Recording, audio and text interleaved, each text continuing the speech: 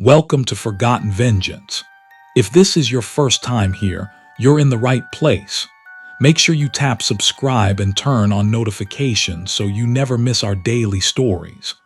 Please tell us in the comments section which country or city are you watching from and what time it is over there. If you haven't joined our community yet, now is the time. We unravel powerful stories that were hidden for centuries. Stories the world was never meant to remember. Now sit back, just relax, and let's begin our story for today. 29 Gestapo officers and administrators died in Brussels headquarters between 1941 and 1944 from mysterious illness. Not in battle, not in bombings, not in the streets, in the building, in their offices, in the canteen, in the latrine. Bad food, the report said. Contaminated water, stomach illness, heart attack, stress, common in wartime Brussels. No one connected the deaths. The deaths were spread over 3 years, one in June, 2 in July, 1 in August, 1 in September, then more in 1942, more in 1943, more in 1944. They happened in different offices, different rooms, different floors, bad food, contaminated water, heart attack, stress, stomach illness. No one looked for a pattern. No one suspected the cleaning woman. She was the woman who mopped the floors. She was the woman who emptied the bins. She was no one. Her diary revealed the truth. This is the story of Marguerite Dubois, 45 years old, a janitor in Gestapo headquarters. The woman they never saw, the woman who was furniture, the woman who made 29 of them pay. If you're still with us, pay attention here. This is the part where invisible people become visible, where the cleaning woman becomes the avenger, where soap and lye and bleach become weapons.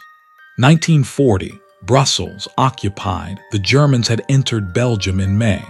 Brussels had fallen. The Gestapo had arrived. They had taken over a building on Avenue Louise, number 347, 4 floors, basement with 3 interrogation rooms, offices above, a kitchen where staff meals were prepared, a staff canteen where officers ate at noon, supply closets on every floor, bottles of lye, bottles of bleach, bottles of ammonia, rags, mops, buckets. They needed someone to clean, to scrub the corridors, to wipe the blood from the basement, to empty the bins, to clean the interrogation rooms after, to mop the floors. They did not want a man. Men were suspects. Men were resistance. They wanted a woman. They wanted someone old, someone who would not be looked at, someone who would not be remembered, to be invisible, to be nothing, to be no one, to scrub floors, to empty bins, to be invisible. Marguerite Dubois was 45 years old. She had been born in Brussels. She had worked all her life. She had married Jean when she was 22. She had a daughter, Marie. She was 16. Marguerite was not a widow, not yet. She had a husband. His name was Jean. He was 48. He was a printer. He had a small shop. He had printed leaflets, resistance leaflets, names, dates, meeting places. Someone had talked. The Gestapo had come. The Gestapo came for him on the morning of March 12, 1941. They took him to the building on Avenue Louise. They took him to the basement. Marguerite did not know where he was. She asked. No one would tell her. She went to the building. She stood outside. She asked again. A clerk came out of the building. He was carrying papers. He saw her standing there. He said, "What do you want?" She said, "My husband, Jean Dubois. They took him. I want to know where he is." The clerk said, "I don't know anything about that. We need a cleaning woman, the last one left. We pay in food. We pay in ration tickets. If you want to work, come back tomorrow." He did not look at her face. He looked at her hands. He thought, she can scrub. She can mop. She is old. She will be invisible. Marguerite thought, I will get in. I will find him. I will see who did this. She said, I will come. She went back the next day. They would pay in food. They would pay in ration tickets. Marguerite said yes. She said yes because she wanted to find Jean. She said yes because she had no other way in. That night she went home. She had a daughter, Marie. She was 16. She was at school when the Gestapo came for Jean. She came home that evening. She asked where Papa was. Marguerite said he was dead. She did not say how. She did not say where. She did not say she had cleaned his blood from the floor. She did not say she had memorized the officer's face. She did not say she was going to make them pay. Marie cried. Marguerite held her. Marguerite did not cry. Marguerite had already decided. She went back to the building the next day. She started the next day. She cleaned the corridors. She cleaned the offices. She cleaned the stairs. She emptied the bins. She mopped the floors. She was 45 years old. She wore a gray dress. She wore an apron. She carried a bucket and a mop. She was the cleaning woman. She was invisible. They looked through her. They stepped around her. They gave orders. They never saw her. When an officer needed the floor cleaned, he pointed. When a clerk wanted a bin emptied, he nodded at it. They did not say please. They did not say thank you. They did not see her. She was furniture. She was the cleaning woman. In the building there was a hierarchy. At the top were the officers, Gestapo, SS. They gave orders. They did not clean. They did not look down. Below them were the clerks and the typists and the administrators. They filed, they typed, they signed. They did not look at the cleaning woman. Below them were the guards and the drivers. They escorted, they drove, they stood in corridors, they stepped around the cleaning woman. At the bottom was Marguerite. She mopped, she emptied, she wiped. She was not in the hierarchy. She was beneath it. She was the floor. She was the walls. She was nothing. She looked for Jean. She listened at doors. She watched the basement stairs. She read the papers in the bins when no one was looking. She learned the building. She learned the routines. She learned who came and went. On the fourth day, she found him. The basement had 3 interrogation rooms. The walls were thick, but the doors were not soundproof. She was sent to clean the corridor outside them. She heard sounds. She heard screaming. She heard a voice she knew, Jean. She could not go in. She could not open the door. She could only listen. She heard questions in German. She heard Jean answer in French. She heard blows. She heard him beg. She heard them laugh. She heard him scream again. She mopped the floor. She mopped the same patch again and again. She listened. She listened for 3 days. She cleaned the same corridor. She mopped the same floor. She heard his voice grow weaker. She heard questions. She heard blows. She heard him beg. She heard him stop. On the first day he had screamed. On the second day he had whimpered. On the third day he had been silent. On the morning of March 19, 1941, an officer came out of the room. He was tall. He had a narrow face. He had blood on his sleeves. He looked at Marguerite. He did not see her. He saw the cleaning woman. "Clean it," he said. He pointed at the room. "Clean it." She went in. The smell hit her first. The smell of blood, the smell of sweat, the smell of urine, the smell of death. Jean was on the floor. His face was unrecognizable. His nose was broken. His eyes were swollen shut. His lips were split. His teeth were missing. His hands were broken. His fingers were bent the wrong way. His nails were gone. His chest was covered in burns. Cigarette burns, dozens of them. His shirt was stuck to the wounds. There was blood everywhere, on the walls, on the table. On the floor, under his body, in his hair. The floor was sticky. Her shoes made a sound when she stepped. The smell was in her mouth.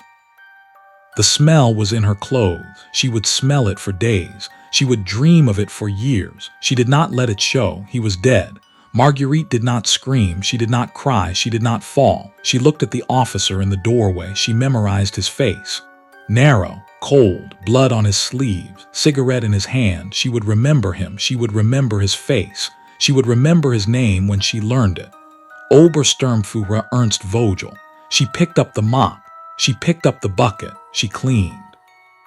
She cleaned his blood from the floor. The water in the bucket turned red. She wrung the mop. She dipped it again. She cleaned. She cleaned his blood from the table. The table had straps. She did not look at the straps. She cleaned his blood from the walls. The walls had spatter. She cleaned every mark. She cleaned the floor again. She cleaned until there was nothing left, until the room smelled of bleach instead of blood, until Jean was gone from the room, until only she carried him in her head. Her hands were steady. Her face was empty. Inside she was screaming. Inside she was burning. She did not let it show. She was the cleaning woman. She was invisible. The officer watched from the doorway. He smoked. He did not speak. He did not see her. He saw the cleaning woman. He saw the mop. He saw the bucket. He did not see her. When she was done, he said, "Get out." She got out. She carried the bucket. The water was red. Jean's blood was in the water. She carried the mop. She carried it to the supply closet. She emptied the bucket in the slop sink. She watched the red water run away. She went to the supply closet. She stood in the closet. She stood among the bottles, lye, bleach, ammonia, things that cleaned, things that killed. She stood there for a long time. She did not cry. She did not scream. She stood. Then she took a piece of paper from her apron. She had taken it from a bin. She had a pencil. She wrote March 19, 1941. Jean is dead. I cleaned his blood. The officer's name is Vogel. I will remember. I will make them pay. She hid the paper in her dress. She would start a diary. She would write everything down. She would remember every name. She would remember every face. Then she went back to work. That was the moment. That was the breaking point. That was when Marguerite became something else. For the next 6 weeks, she did nothing but watch. She cleaned, she mopped, she emptied bins, she watched. She learned who worked in which office. She learned who drank what and when. She learned the cook's routine in the canteen. She learned which officers left their doors open. She learned which clerks went to the toilet at the same time every day. She wrote it all in her diary. She hid the diary in her room. Marie did not ask. Marie was going to school. Marie was trying to live. Marguerite was trying to kill. She did not leave the job. She did not run. She did not hide. She stayed. She cleaned. She watched. She remembered. In the weeks after Jean's death, she saw other things. She was sent to clean the basement again. Not the same room, another room. There was blood on the floor. There was a man on the table. He was dead. She cleaned. She did not look at his face. She looked at the blood. She mopped it. She emptied the bucket. She went back to the supply closet. She stood among the bottles. She thought, I will use you. I will use all of you. She was sent to clean offices. She saw papers in bins. She saw names. She saw deportation lists. She saw interrogation reports. She did not take the papers. She memorized. She wrote in her diary at night. She wrote every name she could remember.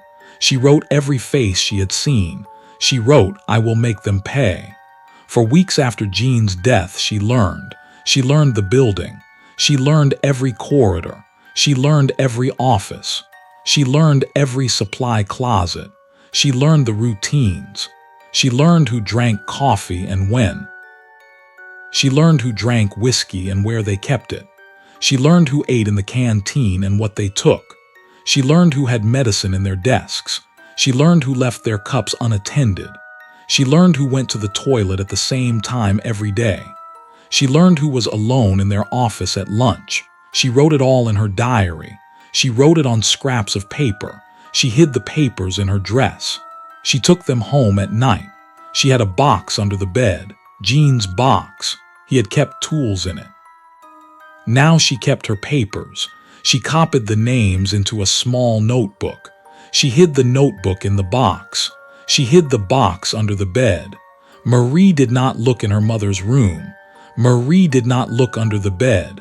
Marguerite memorized everything. Then she burned the scraps. She flushed the ash. She left no trace.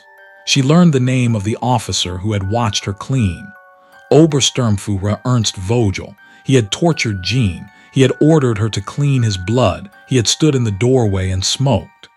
The first time she was sent to clean his office, she had stood in the doorway. She had looked at his desk. She had looked at the whiskey on the shelf. She had looked at his back. He had been reading a report. He had not turned. She had mopped the floor. She had emptied his bin. She had not touched the whiskey. She had not touched him. She had left. She had written in her diary that night, "I will wait. I will wait until I am ready. Then I will make him suffer." He had a bottle of whiskey in his office. No. He had 12 bottles, a collection. He drank every evening. Every evening at 7. 1 glass, sometimes 2. She learned everything. A typical day went like this. She arrived at 6 in the morning. The night guard nodded. He did not look at her face. She went to the supply closet. She took her bucket. She took her mop. She took her rags. She started on the ground floor. She mopped the corridors. Officers walked past. They stepped around her. They did not see her. She was the woman with the mop. She was part of the building. She cleaned the offices. She emptied the bins. She wiped the desks. She did not read the papers. She did not look at the officers. She kept her head down. She was invisible. At noon, she cleaned the canteen. Officers ate. They talked. They did not notice her. She wiped the tables. She mopped under their chairs. They moved their feet. They did not speak to her. In the afternoon, she cleaned the upper floors. She cleaned the basement when they sent her. She saw the interrogation rooms. She saw the blood. She mopped it. She left at 6.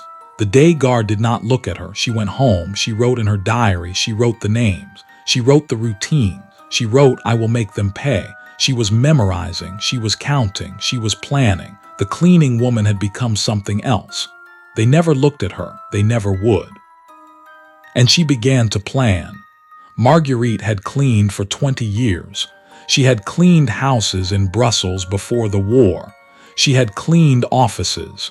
She had cleaned hospitals. She knew how to make things clean. She knew how to make things disappear. She knew what was in the supply closet.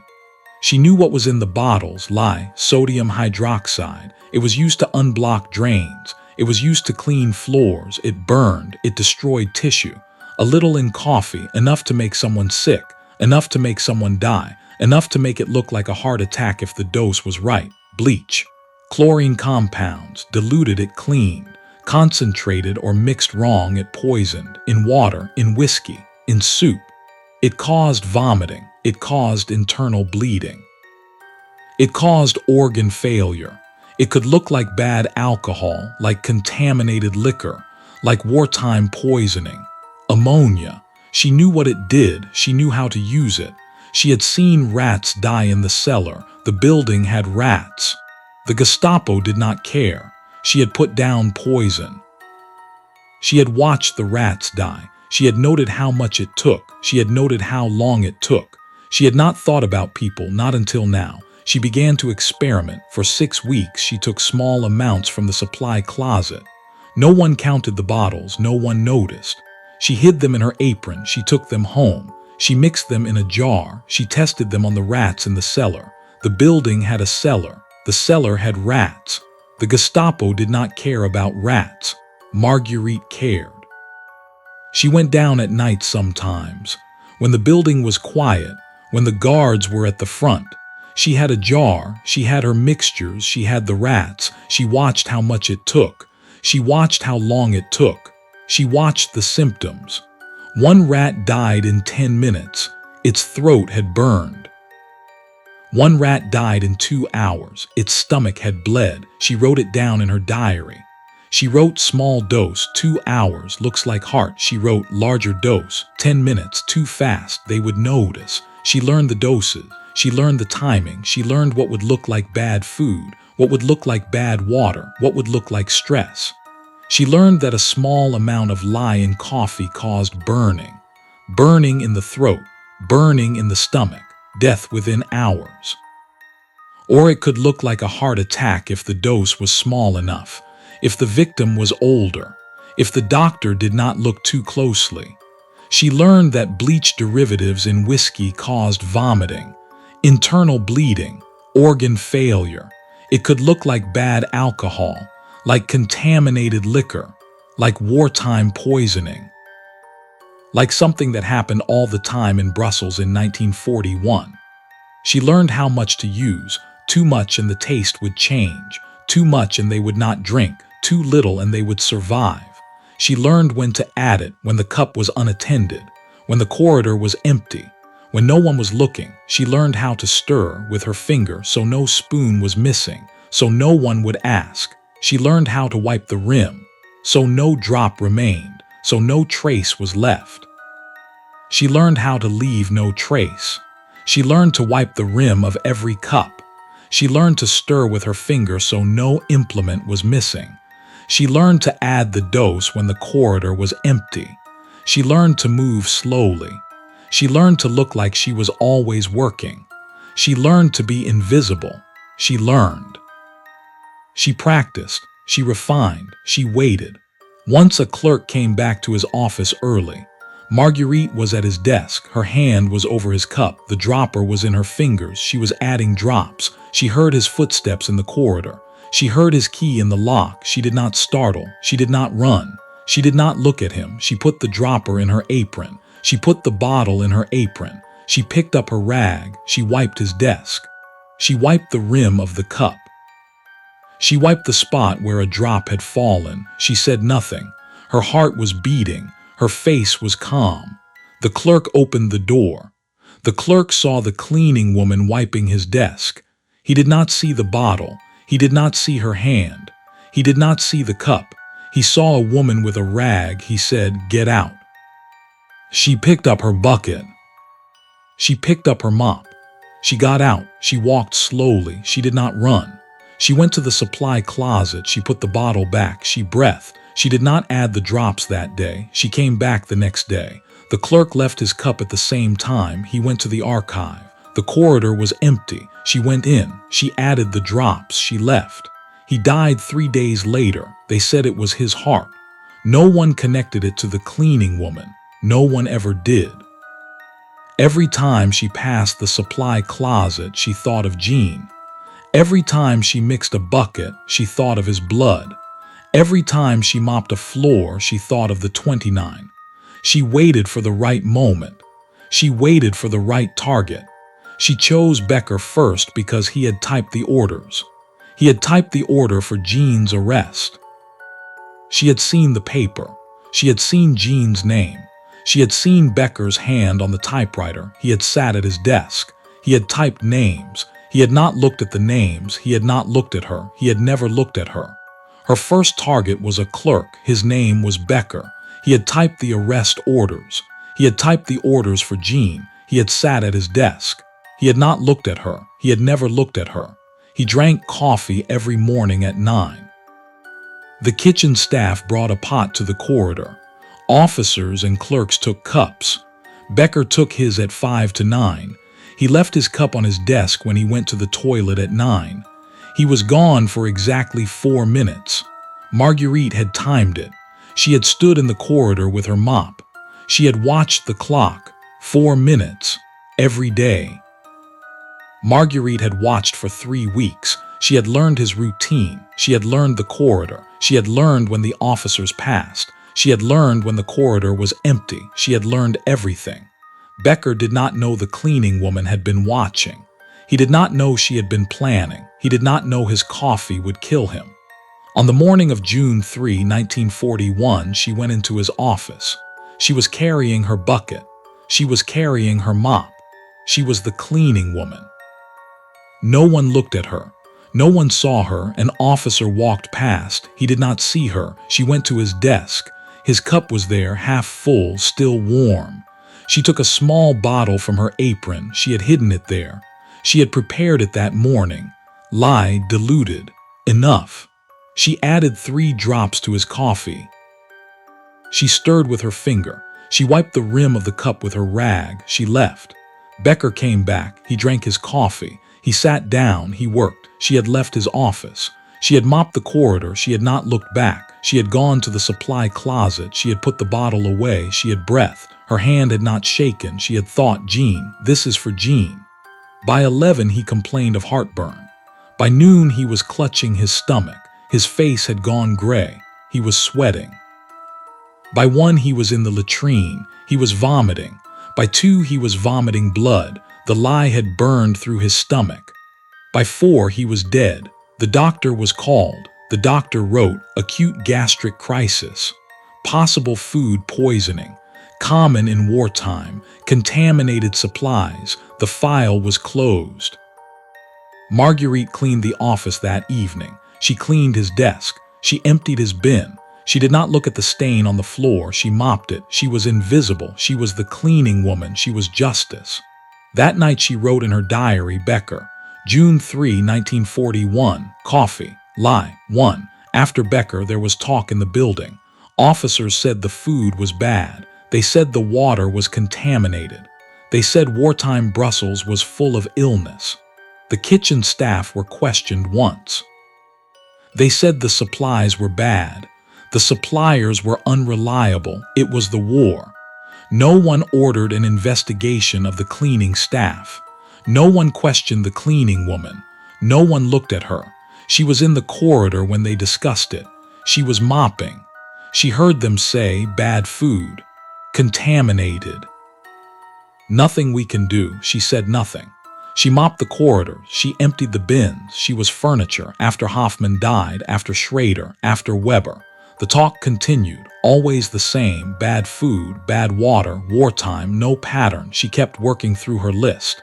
After Becker, Marguerite continued. She continued to clean. She continued to watch. She continued to kill. If you're still with us, this is where the invisible become visible.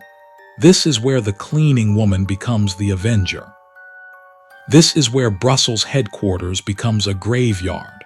The Gestapo did not know their cleaning woman had a list. They did not know she was working through it. They did not know every natural death had a name. They did not know she had cleaned Jean's blood from the floor. They did not know she had memorized every face. They did not know the bottles in the supply closet were her arsenal. They did not know the woman with the mop was the deadliest person in the building. She killed a guard named Hoffman. He had beaten prisoners in the courtyard. She had seen him swing a heavy stick at a boy who had been 15. She had mopped the blood after. Hoffman drank coffee every morning at 7. He left his cup in the guard room when he did his rounds. He was gone for 10 minutes. Marguerite had watched for 2 weeks. She went in. She added lye to his coffee. She left. He died in the latrine an hour later. They found him on the floor. They said it was his heart. They did not connect it to Becker. They did not connect it to the cleaning woman. The investigation lasted 1 day, then it stopped. She killed an administrator named Schrader. He had signed deportation lists. He had signed the list that included children. She had seen him sign it. She had seen him not look at the names. He drank water from a jug on his desk. He refilled it every morning from the corridor tap. She added bleach derivatives when he was in a meeting. She was mopping the corridor. She was invisible. She slipped into his office. She added the mixture to the jug. She left. He died at his desk that afternoon. His mouth was full of blood.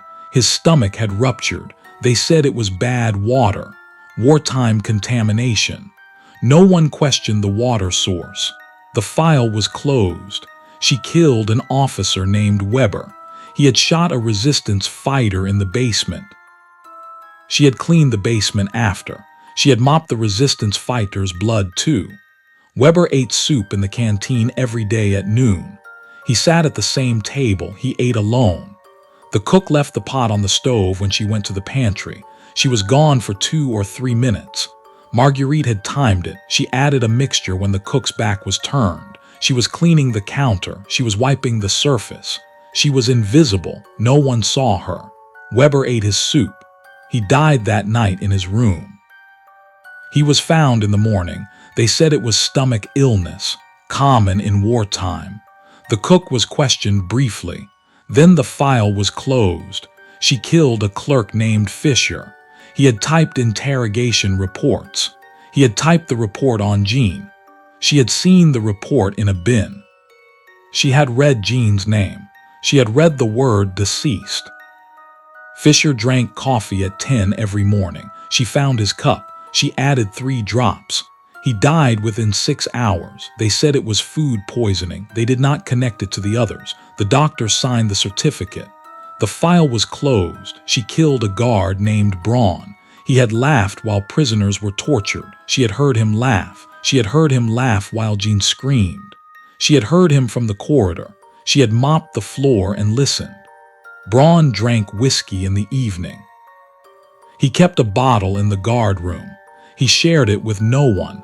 He drank alone after his shift. The guard room was empty between 6 and 6:30. Marguerite had watched for 3 weeks. She went in at 6:15. She added bleach derivatives to his bottle. She left. He died in his room that night. He was found in the morning. They said it was bad liquor, wartime quality, contaminated. No one tested the bottle. The file was closed. She killed an administrator named Wolf. He had signed the order to take Jean. He had signed hundreds of orders. He drank tea at 4 every afternoon. His secretary brought it. His secretary left it on his desk and went back to her room. Marguerite was in the corridor. She was cleaning. She went in when the secretary was gone. She added lye to the tea. She left. Wolf died at his desk before 5. They said it was his heart. He was 51. They said it was stress. His secretary found him. The file was closed. She killed a guard named Steiner. He had escorted prisoners to the interrogation rooms. He had held them down. He had laughed with Vogel.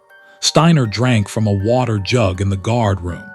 The jug was refilled every morning. She added bleach derivatives when the room was empty. Steiner died that afternoon.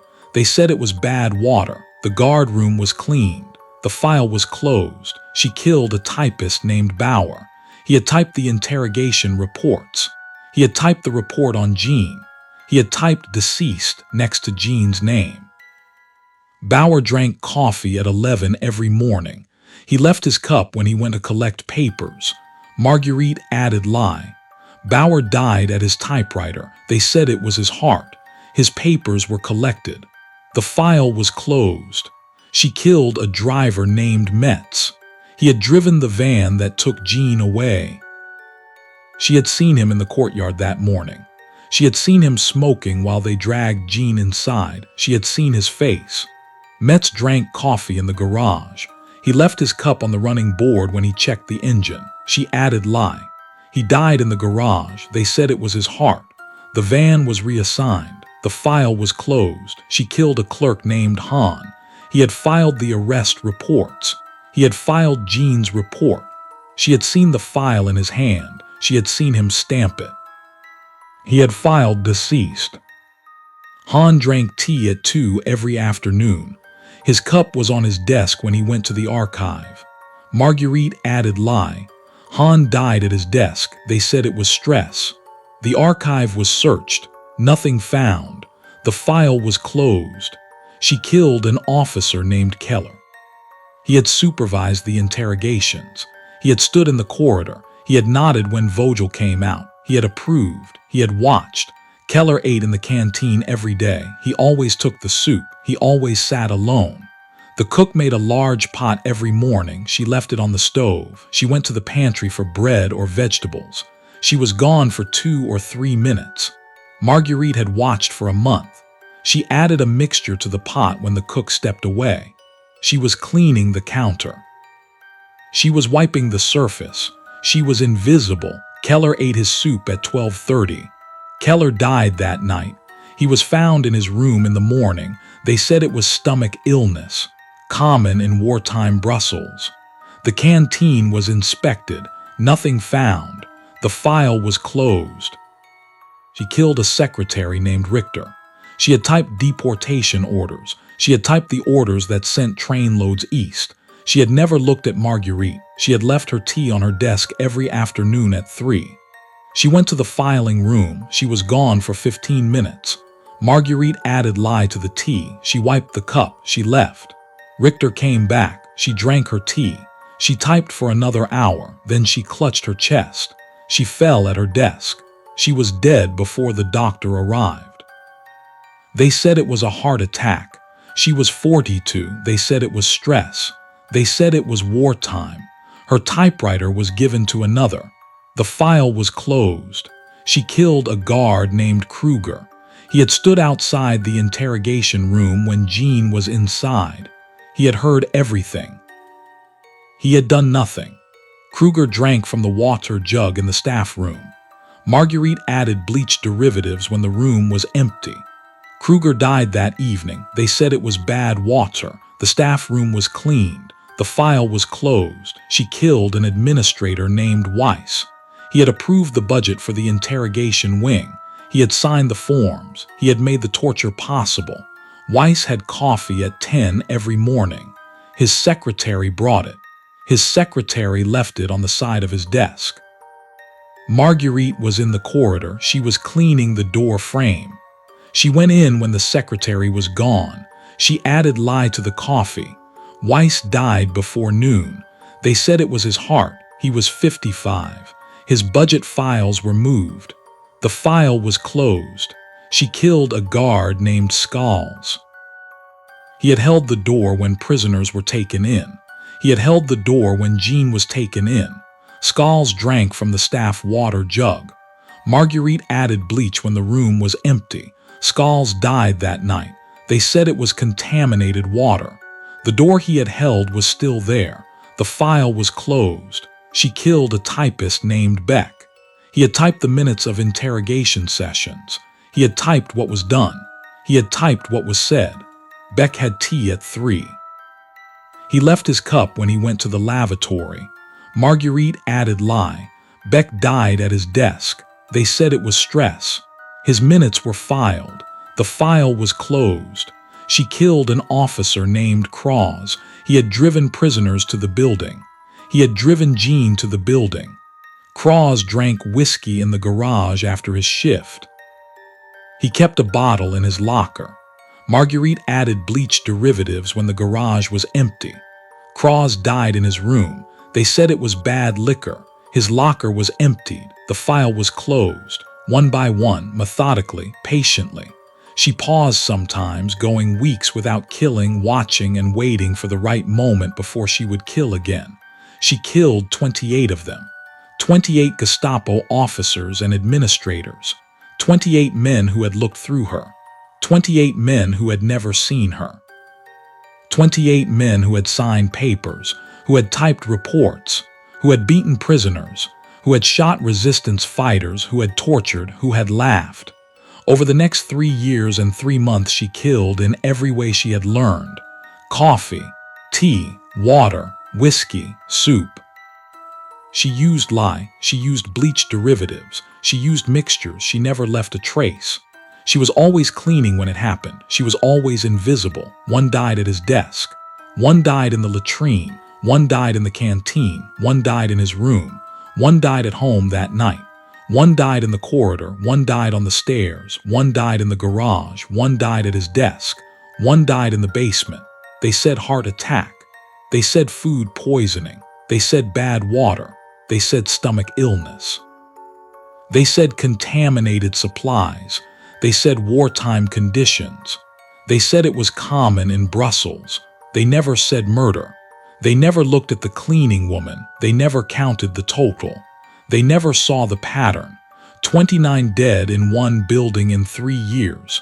29 natural deaths. 29 files closed. She killed men who had signed deportation orders. She killed men who had typed interrogation reports. She killed men who had beaten prisoners. She killed men who had stood in corridors and watched. She killed them with coffee. She killed them with tea. She killed them with water. She killed them with whiskey. She killed them with soup. She was always cleaning when she did it. She was always invisible. She was always the cleaning woman, and she was death. She was watching. She was counting. She was remembering. She was killing. They never looked at her. They never suspected her. They never saw her. She was too old. She was too plain. She was just the cleaning lady. When officers discussed the mysterious illnesses, they did not look at her. When the doctor wrote his reports, he did not ask her. The doctor came to the building when someone died. He examined the body. He wrote heart attack, gastric crisis, food poisoning, stress. He did not look for poison. He did not ask who had prepared the food. He did not ask who had cleaned the office. He did not look at the cleaning woman. She was in the corridor when he passed. She was mopping. He stepped around her. When the Gestapo increased security, they did not watch her. They watched the doors. They watched the windows. They did not watch the woman with the bucket. She was the woman who mopped the floors. She was the woman who emptied the bins. She was no one, but there was one left. Obersturmführer Ernst Vogel, the man who had tortured Jean. The man who had made her clean her husband's blood from the floor.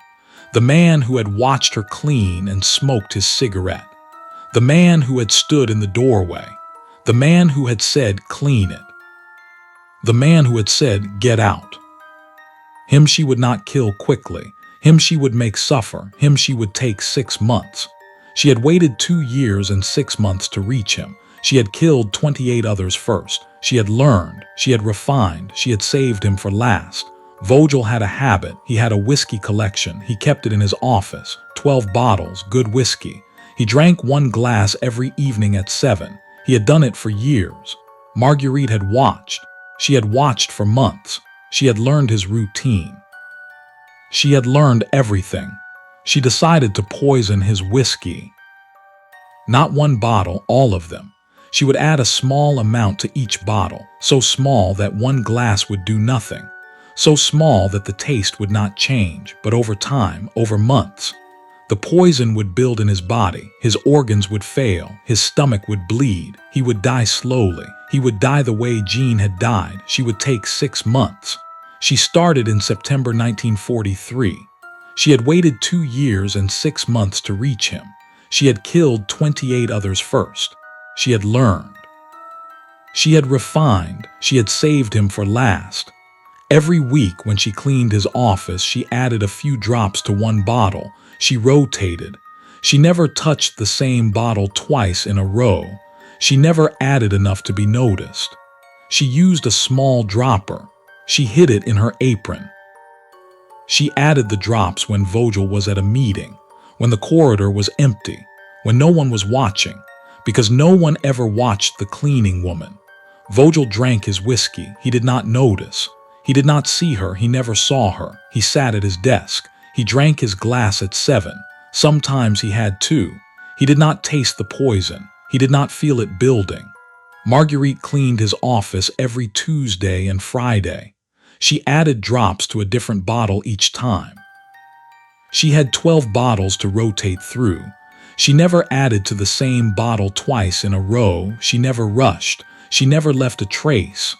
One Tuesday in November, she was in his office. Vogel was at a meeting downstairs. The corridor was empty. She had her bucket. She had her mop. She had her apron. She had the dropper in her pocket. She mopped the floor. She moved to the shelf where the whiskey stood, 12 bottles. She had added to bottle 7 the week before. This week it was bottle 3. She took the dropper out. She unscrewed the cap of bottle 3. She added 4 drops. She screwed the cap back. She wiped the neck of the bottle with her rag. She put the dropper away. She mopped the floor again. She was the cleaning woman. She was wiping the shelves. She was invisible. When Vogel came back, he did not look at her. He sat at his desk. He poured a glass from bottle 5. He did not drink from bottle 3 that night. He would drink from it the following week.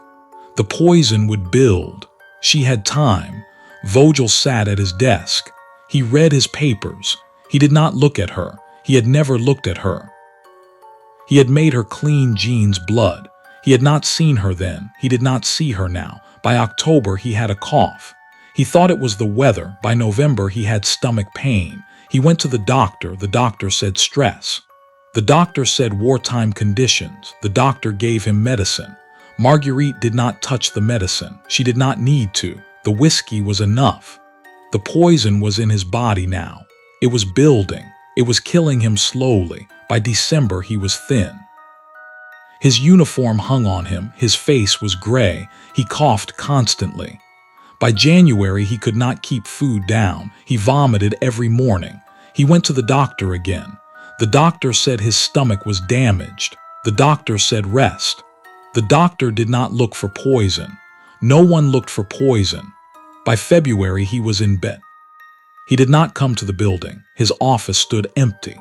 Marguerite cleaned it every Tuesday and Friday. She did not add any more drops. She did not need to. The poison was in him. It was finishing the work. She mopped his floor. She wiped his desk. She looked at the empty chair. She thought, "You made me clean his blood. You stood in the doorway. You smoked. You did not see me. Now you are dying. You still do not see me." He died at home. By March he was dead. Marguerite heard it from a clerk. The clerk was talking in the corridor. The clerk said Vogel was dead. The clerk said it was a shame. Marguerite said nothing. She mopped the floor. She was the cleaning woman. She was invisible. She had killed the man who had killed Jean. The doctor wrote prolonged illness, wartime conditions, stress, poor diet, natural causes. The file was closed. They did not connect him to the others. They did not connect him to the 28.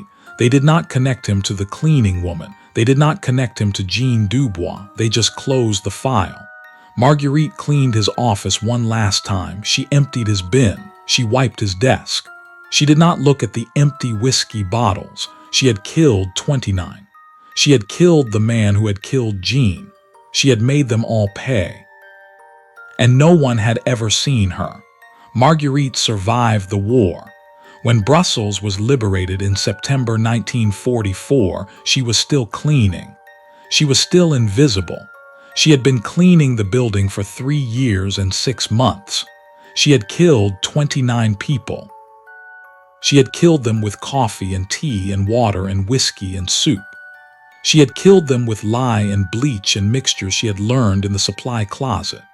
She had killed Becker and Hoffman and Schrader and Weber and Fischer and Braun and Keller and Richter and Wolf and Steiner and Bauer and Metz and Hahn and Kruger and Weiss and Schals and Beck and Kraus and Schmidt and Mueller and Wagner and Koenig and Lang and Hartmann, and 11 more whose names she had written in her diary.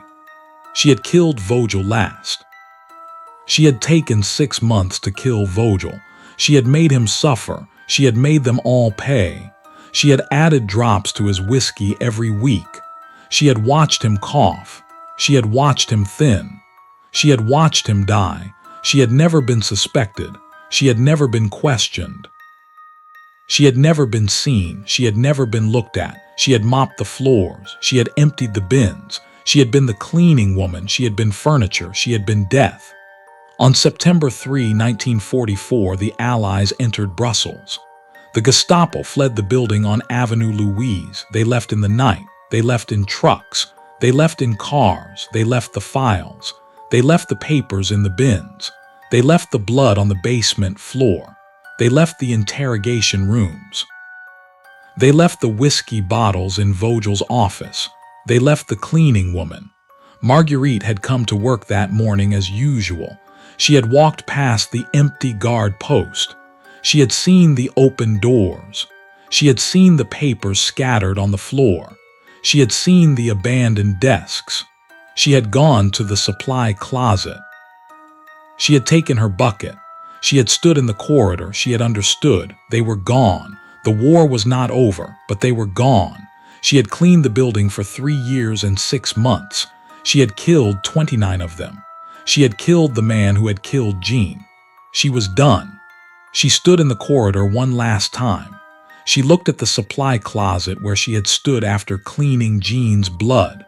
She looked at the offices where 29 men had died. She looked at the floor she had mopped thousands of times. Then she turned and walked away. Marguerite walked out of the building that morning. She carried her bag. She carried her diary inside her dress. She walked through Brussels. The city was not yet celebrating. The Allies were at the edge of town. The Germans were gone. She walked with her diary against her skin. She passed the building on Avenue Louise one last time. She did not look back. She did not smile. She did not cry. She went home. She never went back. She never told the resistance what she had done. She never told the liberators. She never told Marie.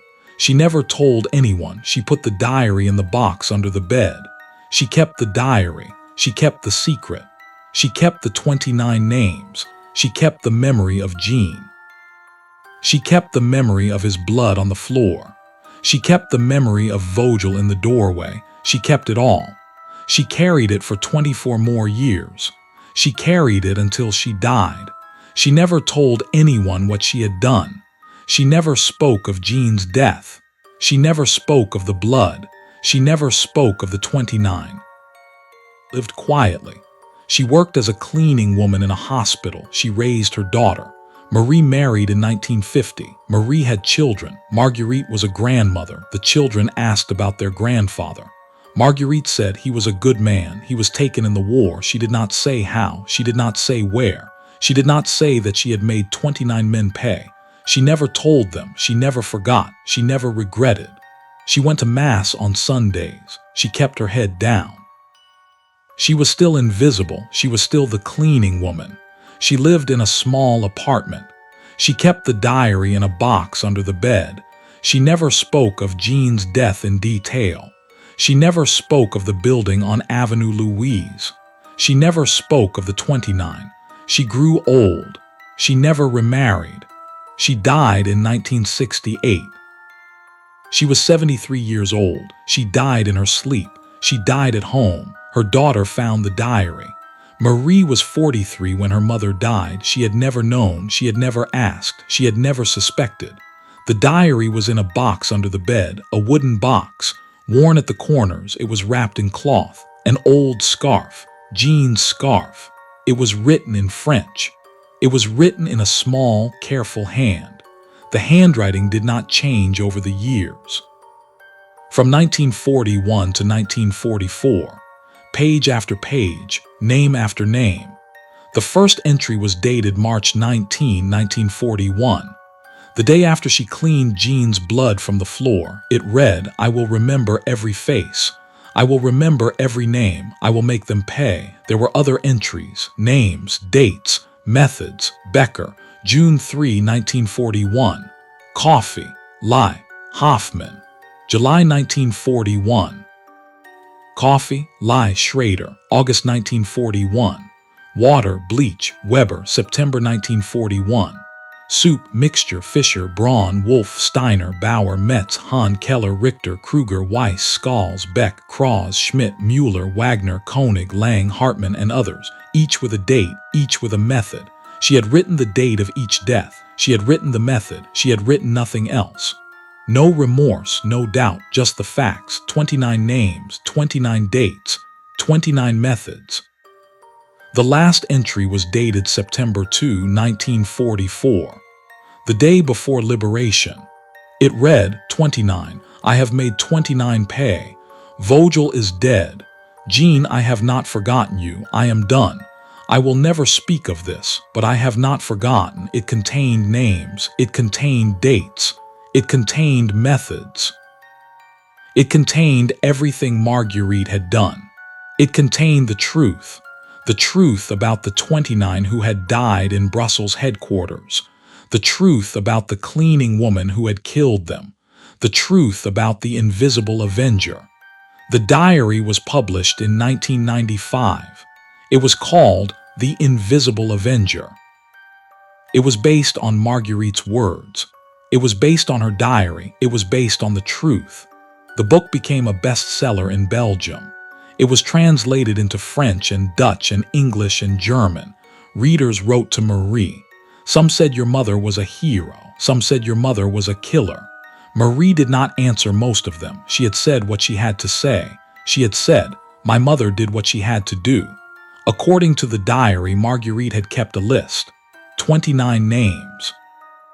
29 dates, 29 methods. Becker, Hoffman, Schrader, Weber, Fischer, Braun, Keller, Richter, Wolf, Steiner, Bauer, Metz, Hahn, Kruger, Weiss, Scholz, Beck, Kraus, Schmidt, Mueller, Wagner, Koenig, Lang, Hartmann, and 11 more whose names filled the pages.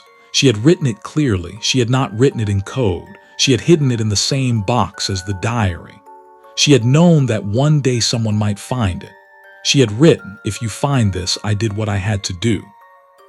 Do not judge me until you have cleaned your husband's blood from a floor.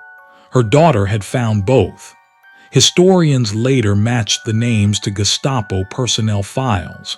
They matched the dates to death certificates. They matched the causes: heart attack, food poisoning, stomach illness, contaminated supplies. They matched the building, Avenue Louise, number 347. They matched the cleaning woman, Marguerite Dubois. Marie did not publish the diary at first. She read it. She read it in one night. She could not stop. She read about her father. She read about the blood on the floor. She read about the man named Vogel. She read the list of 29 names. She read the methods: coffee, tea, water, whiskey, soup, lye, bleach, mixtures. She read, "I will make them pay." She read, "They never saw me." She read, "I was the cleaning woman. I was nothing. That was my weapon." She wept. She did not know what to do. She had thought her mother was a quiet woman, a woman who had cleaned floors, a woman who had never spoken of the war, a woman who had never spoken of Jean. When Marie had asked as a girl what had happened to her father, Marguerite had said, "The Germans took him. He did not come back." She had not said, "I cleaned his blood from the floor. I killed 29 of them. I made the man who did it suffer for 6 months." She had not known her mother was this. She had not known her mother had carried this for 24 years. She kept the diary. She kept it for 27 years. She did not show it to her children. She did not show it to her husband. She thought about it every day. She thought about her father. She thought about her mother with a mop and a bottle. She thought about the 29. She thought about what to do with it. She thought about whether the world should know. She thought about whether her mother would have wanted it known. In 1995, when her own children were grown, she gave it to a historian. The historian verified the names. He went to the archives. He found the personnel files. He found the death certificates. He matched each name in the diary to a file. Becker, June 3, 1941. The certificate said acute gastric crisis. Hoffman, July 1941. The certificate said heart failure. Schrader, August 1941. The certificate said contaminated water. One by one, 29 names, 29 files, 29 certificates. The historian verified the dates. The historian verified that 29 Gestapo officers and administrators had indeed died in Brussels headquarters between 1941 and 1944, from natural causes, from food poisoning, from stomach illness, from contaminated supplies. No autopsy had been ordered for any of them. No one had looked for poison. No one had looked at the cleaning woman. The diary was published in 1995. It was called The Invisible Avenger. The world learned the truth.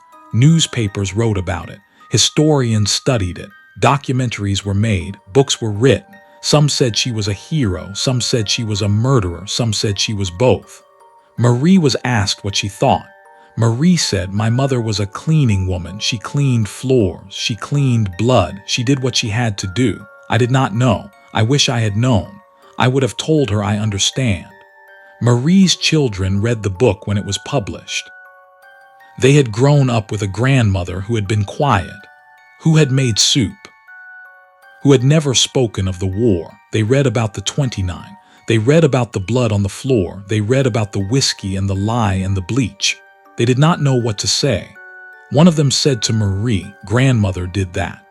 Marie said, "Yes, your grandfather was tortured to death. She cleaned his blood. She never forgot. She never spoke of it, but she never forgot." Marguerite had written in her diary, "I do not care what they call me. I did what I had to do." Jean did not deserve to die. They did not deserve to live. I have no regret. She had also written, "They never saw me. They never looked at me. I was the cleaning woman. I was nothing. That was my weapon. I could have killed 50. I killed 29. I killed the one who killed Jean. That was enough." Today, if you visit the building on Avenue Louise, number 347, you will find offices. You will find lawyers. You will find accountants. You will find a modern lobby. You will find elevators. You will not find the basement interrogation rooms as they were. You will not find a plaque for Jean Dubois. You will not find a plaque for the 29. You will not find a plaque for Marguerite. Tourists do not come here. The building is not in the guidebooks. The story is in the diary. The story is in the book. The story is here, but the building knows, the floors know, the supply closet knows what happened, which offices, which cups, which bottles, what happened. That is the truth. That is the legend. That is the story of Marguerite Dubois, the woman who was 45 when she started, the woman who was 48 when she killed Vogel, the woman who lived to 73, the woman they never saw, the woman who cleaned their blood, the woman who made 29 of them pay, the woman who was never caught, the woman who was never suspected, the woman who was just the cleaning lady. She succeeded because she was invisible. She succeeded because they had made her invisible. They had needed someone to clean the blood. They had needed someone to empty the bins. They had needed someone they would never look at. They had chosen a woman of 45. They had chosen Marguerite. They had given her the keys to every office. They had given her the supply closet. They had given her the one thing they never had, the ability to be forgotten. She had used it. She had used it for 29 deaths. She had used it until the war ended. She had used it until she walked out and never came back. The invisible avenger. And if you ever walk past a cleaning woman in a corridor, if you ever look through someone as if they are furniture, you will think of this story. You will think of Marguerite Dubois. You will think of the woman who was 45 when she started. You will think of the woman who cleaned her husband's blood from the floor. You will think of the woman who killed 29 men and was never seen. You will think of the 29. You will know that sometimes the invisible see everything. Sometimes the invisible remember everything. Sometimes the invisible are justice. Sometimes the cleaning woman is the avenger. 29 Gestapo officers and administrators died in Brussels headquarters between 1941 and 1944. The cleaning woman saw everything. Her diary revealed the truth. Marguerite Dubois was 45 when she started. She was 73 when she died. She was never caught. She was never seen. She was the invisible avenger. Sometimes the people we look through are the ones who see everything. Sometimes the invisible are the most dangerous. Sometimes justice comes from the most unexpected places. Thank you for watching Forgotten Vengeance. If this story moved you, share it with someone who needs to hear it. Subscribe for more stories of forgotten vengeance, hidden justice, and the debts that history never forgets. Tell us in the comments what you believe. Was Marguerite's revenge justified? Should she have faced a court? The discussion continues below. Until next time, remember, the past does not stay behind you.